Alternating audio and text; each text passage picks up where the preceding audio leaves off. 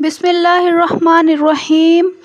آج کے ویڈیو میں کپنگ کے بارے میں بیان کیا جائے گا، یعنی کہ حجامے کے بارے میں۔ اسلام کی روح سے اسلام میں حجامے کا کیا ذکر ہے اس کے بارے میں بتایا جائے گا۔ ویڈیو سے مستفید ہونے کے لیے ویڈیو کو اینڈ تک دیکھیے گا، تبھی آپ کو سمجھ آئے گی۔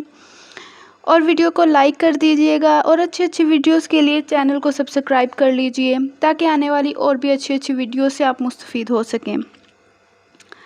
شب معراج میں فرشتوں نے پچھنا لگانے کی تاکید فرمائی تھی، مگر آج لوگوں نے اسے بالکل چھوڑ دیا ہے۔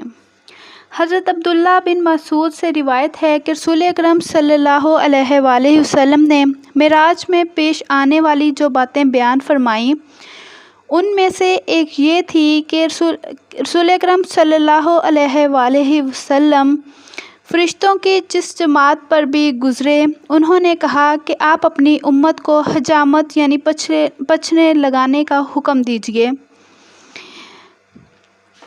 عرب میں پچھنے لگانے کا بہت رواج تھا، جسے آج کل ہم کپنگ تھراپی کہتے ہیں، حجامہ کروانا۔ اس کا یہ فائدہ ہے کہ زائد خون اور فاسد خون نکل جاتا ہے۔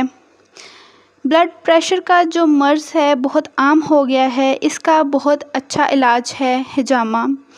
لوگوں نے اسے بالکل ہی چھوڑ دیا ہے۔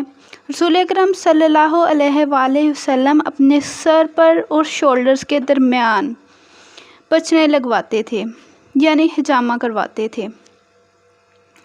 تو اس کے لیے جو اسلامی طریقے ہیں وہ بھی آپ کے ساتھ شیئر کر دی جائیں گی کہ کون سی طریقوں میں حجامہ لگوانے کا بہت فائدہ ہے، ہر بیماری سے شفا ملتی ہے۔ ویڈیو لائک کر دیجیے گا اور چینل سبسکرائب کر دیجیے گا۔